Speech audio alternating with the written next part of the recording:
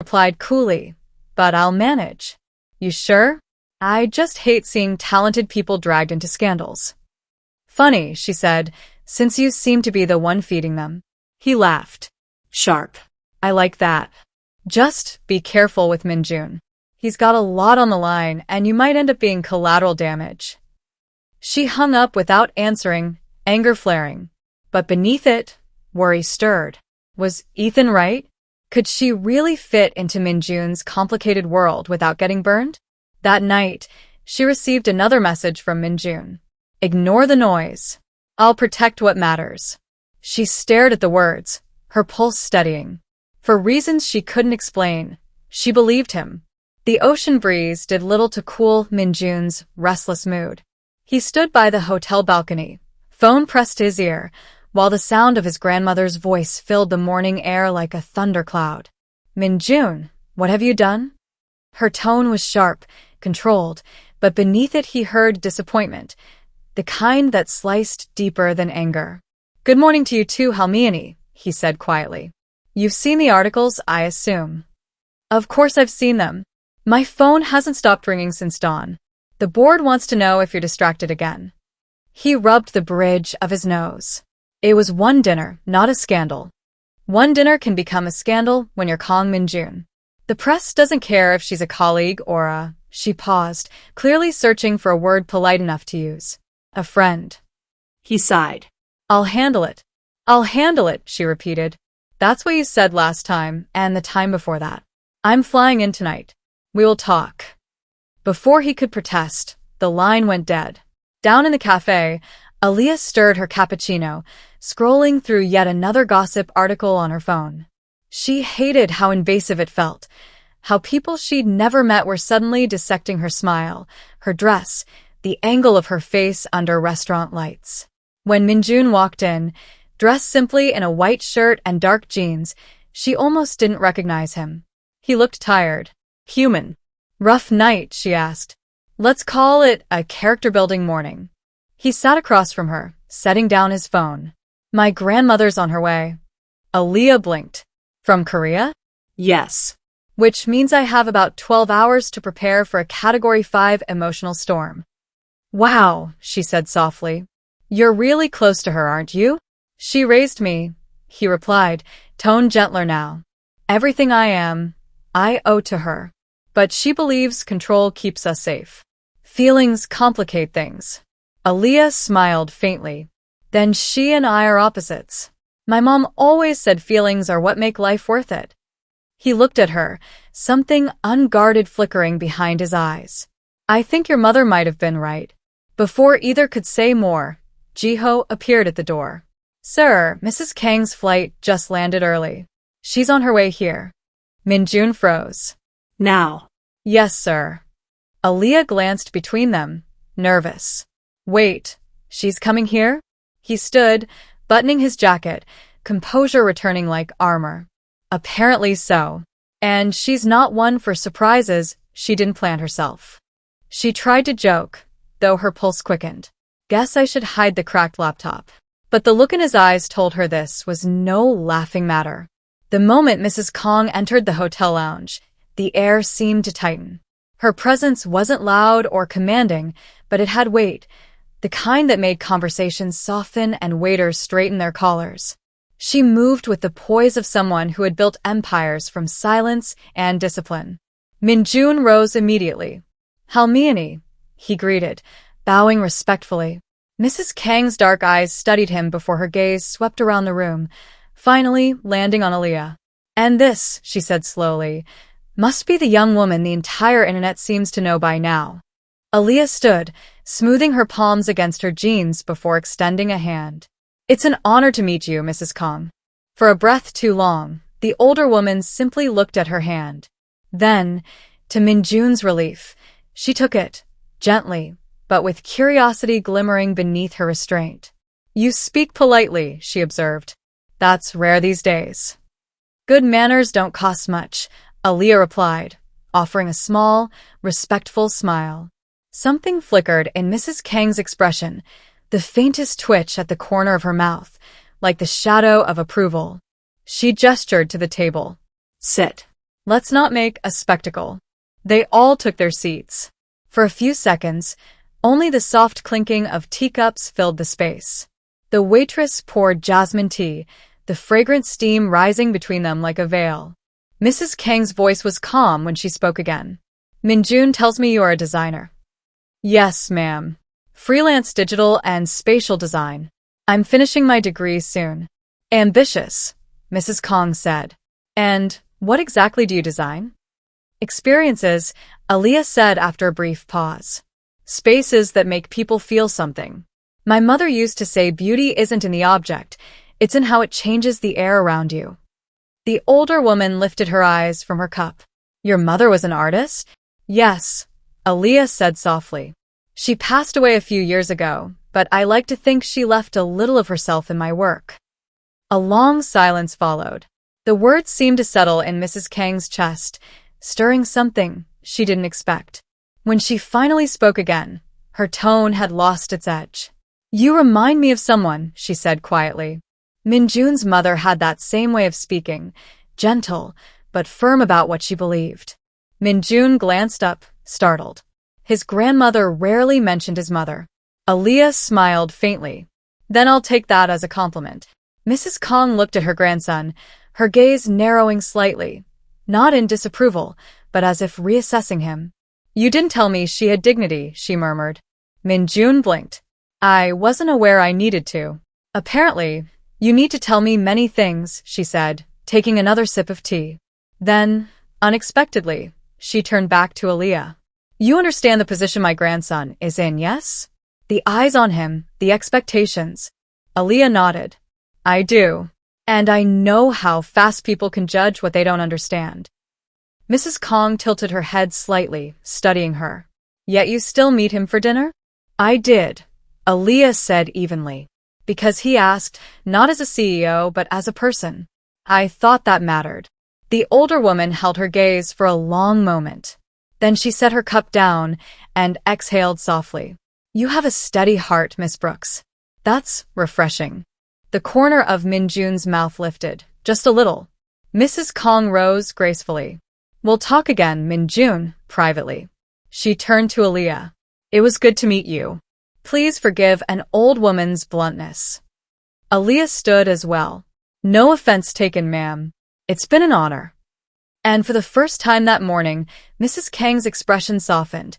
Not a smile exactly, but a flicker of warmth that promised she had seen something she hadn't expected to like. The elevator ride to her suite was silent except for the hum of motion. Mrs. Kang's hands rested on the carved handle of her cane. She didn't need it, not yet, but it lent her a certain authority that words alone couldn't. She replayed the encounter in her mind. The young woman's steady tone, the way she didn't shrink under pressure. When the doors opened, she stepped into the quiet luxury of her suite.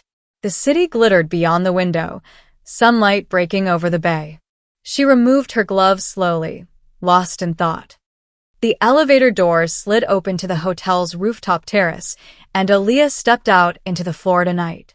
Warm air brushed her skin, carrying the faint salt of the nearby ocean.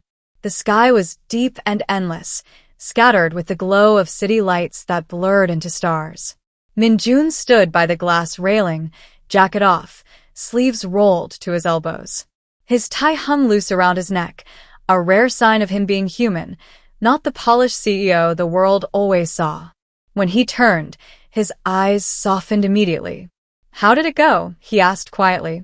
Aaliyah exhaled, walking closer. Better than I thought. Worse than I hoped. He smiled faintly. That sounds exactly like her. Your grandmother's remarkable, she said, leaning on the railing beside him. Sharp, elegant, terrifying. That's her love language, he murmured. Interrogation. Aaliyah laughed softly. Then she loves deeply. Their shoulders brushed, a small touch that made the air hum between them. Min-jun looked out over the city lights, expression thoughtful. She called me in after you left, he said. Said you were the first woman in years who didn't try to impress her. Was that a compliment or a warning? Both, he said, smiling. But she also said she saw something of my mother in you. Aaliyah turned, surprised by the tenderness in his tone. That must mean a lot to you. It does, he said. Then after a pause, and it scares me, because I know how much she lost. The night breeze tugged lightly at Aaliyah's curls as she studied his face, the quiet war behind his eyes, the mixture of duty and longing. You don't have to repeat her story, she said gently. He nodded, looking at her now instead of the skyline. Maybe not. But every time I'm near you, it feels like I'm stepping outside the version of me she built, the one that fits perfectly but never breathes. Her heart beat faster at the honesty in his voice. And what version are you with me? He took a small step closer. The one that wants to stop thinking. Aaliyah's breath caught. That's dangerous. He smiled, a faint curve of lips that didn't reach his eyes. So, is every honest thing. Silence stretched between them. Not awkward, but alive. The world below seemed to fade, replaced by the soft rhythm of the ocean and the low thrum of two hearts figuring out the same language. Finally, Aaliyah said quietly, I don't want to be another problem you have to manage, Min-jun. His voice lowered, almost a whisper. You're the first thing that doesn't feel like a problem. He reached out, not pulling her in, but offering his hand, open and uncertain. She hesitated, then placed hers in his. The contact was light, almost fragile. But it felt like a promise, of something real, something neither of them fully understood yet. For a long moment they just stood there, hand in hand, the night around them humming with possibilities. Then Aaliyah said softly, If we're really doing this, it can't be halfway. I don't do halfway, he replied. Not with business. Not with you. And for the first time since they met, she believed him completely.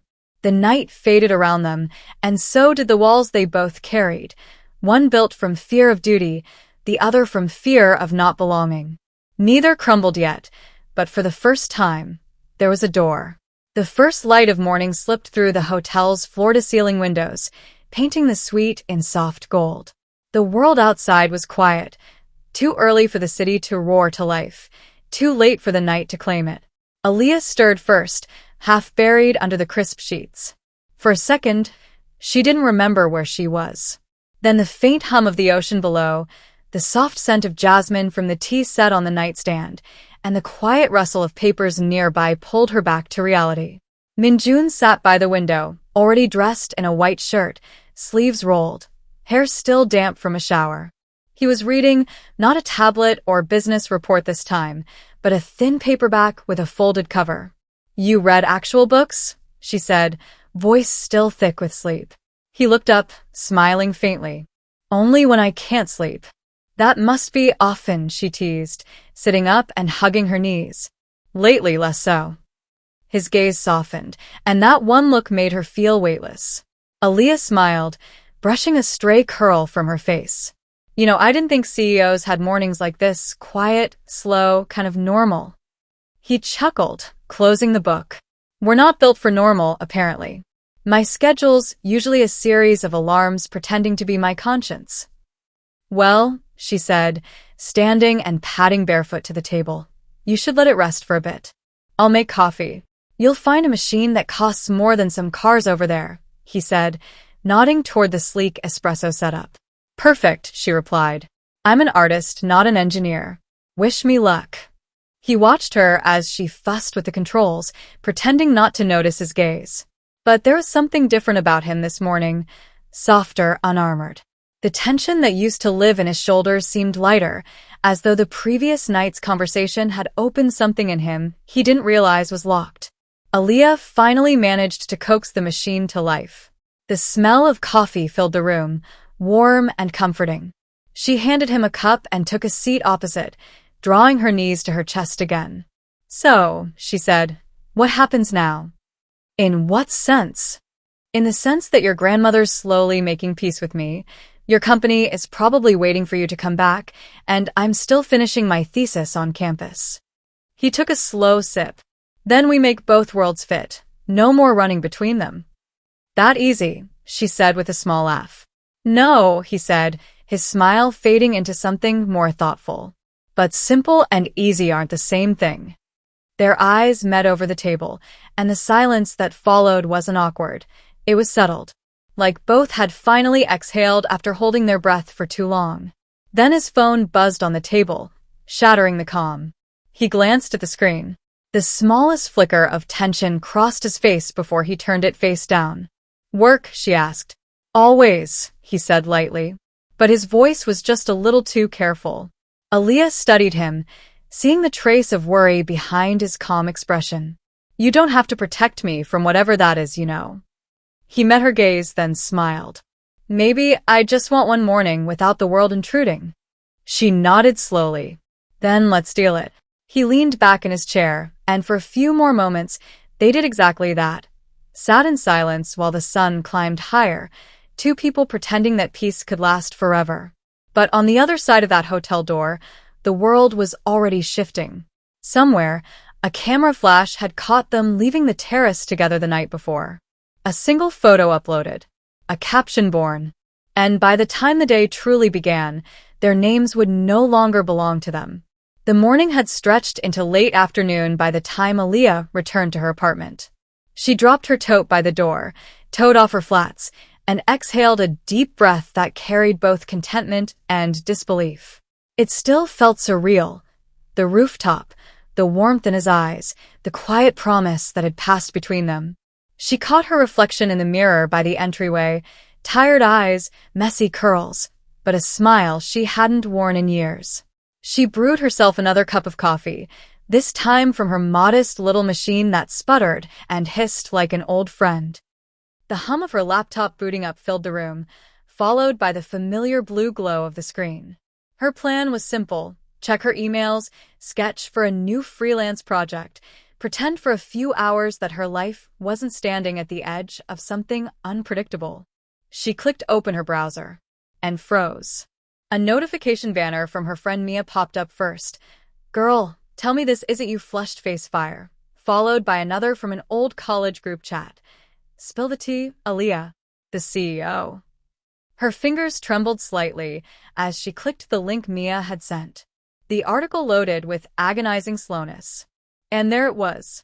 A grainy but unmistakable photo of her and Min-jun standing on the rooftop balcony the night before, his hand gently holding hers, both of them looking at each other under the soft hotel lights. The headline screamed, "K Global's young CEO in secret romance with mystery woman in Florida." Her stomach dropped. Aaliyah's first instinct was disbelief. Maybe it was edited, a coincidence, a miscaption. But the closer she looked, the more real it felt. The city skyline behind them, the subtle tilt of her head, the reflection of her curls in the glass railing. It was them. A rush of messages flooded her phone, classmates, acquaintances, even a local journalist from a lifestyle blog asking for comment. She sank onto the couch, heart hammering. Her name wasn't in the article yet. It just said unidentified woman, but that didn't comfort her. She knew how fast the internet worked. Someone, somewhere would know. Someone would find her face, her name, her social pages. She took a shaky breath, staring at the screen until the words blurred. How had this happened so fast? How had something so personal already become currency for clicks? Her phone buzzed again. This time, Min-jun's name lit up the screen. She hesitated, fingers hovering. Then she answered. "Hey," she said quietly. "You've seen it," he said, not a question. His tone was calm, but she could hear the steel beneath it. "Yeah," she whispered. "Min-jun, what do we do?" There was a pause on the other end, long enough for her to imagine him pacing his office, jaw tight, mind already calculating 100 outcomes. "I'll handle it," he said finally. "Don't talk to anyone. Don't post anything. I'll have my team reach out." "Handle it how?" she asked. "It's already out there." "Then I'll make sure it doesn't destroy you," he said. The way he said "you," not "us," made her chest ache. She understood why. His instinct was protection, not panic. But it also meant the storm had already changed shape. "Min-jun," she began, but he cut in gently. "I'll call you soon. Just stay home, okay?" And then the line went silent. Aaliyah sat there for a long time, the phone still in her hand, the world suddenly louder. Car horns outside, the faint murmur of neighbors, the soft buzz of her computer. Her coffee had gone cold. The article refreshed with new updates. Sources claim the woman is a local designer based in Florida. She closed the laptop and pressed her palms against her face. For the first time since meeting him, she didn't know if she was part of his world or about to be swallowed by it. Min-jun's office in downtown Miami should have felt like a fortress, glass, steel, order, but that morning, it felt like a cage. Every news outlet on his phone carried the same headline. Every notification another reminder that his private world had been torn open overnight. He'd called emergency meetings since dawn, canceling investor calls, instructing the public relations team to release a short, dignified statement. No comment on unverified private matters. But it was like trying to hold back the tide with his hands. Now, standing before the wide windows overlooking the ocean, Min-jun felt a rare helplessness. The city looked bright and calm, a cruel contrast to the noise buzzing in his head. A soft knock at the door broke the silence. "Come in," he said. Ethan stepped inside, all polished charm and concern. "Rough morning." Min-jun didn't turn around. "That's one way to describe it. I saw the coverage." Ethan set a folder on the desk, pretending to sound sympathetic. "The board's nervous. They think this could affect the merger talks with the Japanese investors next week." Min-jun finally looked over his shoulder, gaze steady. "It won't." Ethan offered a half-smile. "Public image is everything. If people start framing you as reckless." "I'm not reckless." "Of course not," Ethan said smoothly. "But perception is what sells stock. We can spin this, though. Release a narrative. She's an acquaintance, a professional contact. Something clean." The words landed like a slap. An acquaintance. Clean. As if Aaliyah were a smudge he needed to polish away. "No," Min-jun said flatly. Ethan blinked. "Excuse me? I'm not pretending she doesn't exist. And I'm not calling her a rumor." Ethan tilted his head, a slow, careful motion. "That's noble. But risky. Riskier than lying?" "Lying protects the brand." "Maybe I'm tired of living like one," Min-jun said quietly. The air between them cooled. Ethan's practiced smile faltered for the briefest second before returning. "All right. But at least let my team manage the narrative. You have too much at stake to make emotional choices." Min-jun crossed the room and sat at his desk. "You sound like my grandmother." "Then maybe she's right," Ethan said lightly, though his eyes sharpened. "She built an empire on restraint." Min-jun's phone buzzed again, his communications chief. "Sir, the leak's source may have come from someone inside the hotel's event circle. We're tracing it now." He ended the call, jaw tightening. When he looked up, Ethan was studying him too intently. "Something you want to say?" Min-jun asked. Ethan spread his hands.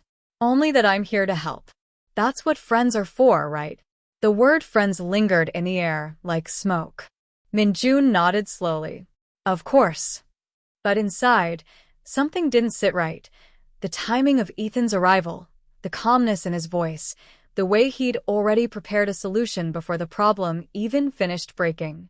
When Ethan left, Min-jun waited until the door closed. Then he opened his laptop, scrolling through the growing list of headlines. One article quoted an unnamed corporate insider claiming he was distracted and emotionally compromised. He didn't need to guess who the insider was. He leaned back in his chair, rubbing his temples. Outside, sunlight gleamed off the glass towers, a perfect city glittering over messy human truth. Ethan had made his move, quiet, strategic, and public. And now Min-jun would have to decide whether to fight this battle as a CEO or as a man who refused to lose the woman he was just beginning to love. Aaliyah had never known silence could feel so loud. She hadn't left the apartment all day. The blinds were drawn. The half-finished cup of tea on the counter had gone cold hours ago. The only light came from the laptop screen and the thin beam of afternoon sun sneaking through the curtains. Every few seconds her phone buzzed, another message or tag lighting up the screen. At first she tried to ignore it. Then she made the mistake of opening one notification. The gossip site headline blared. "Who is the woman who stole Korea's youngest CEO's heart?" Below it, her social media pictures, pulled from her old design portfolio, had already been scraped and reposted. The comment section was a blur of curiosity, compliments, and ugly words that made her stomach twist. Thank you for watching. Episode 2 ends here. Find out more about the story in episode 3 coming up soon. If you enjoyed the story, leave us a comment. Also share and subscribe to our channel, and click on the notification bell to get notified whenever a new story is made.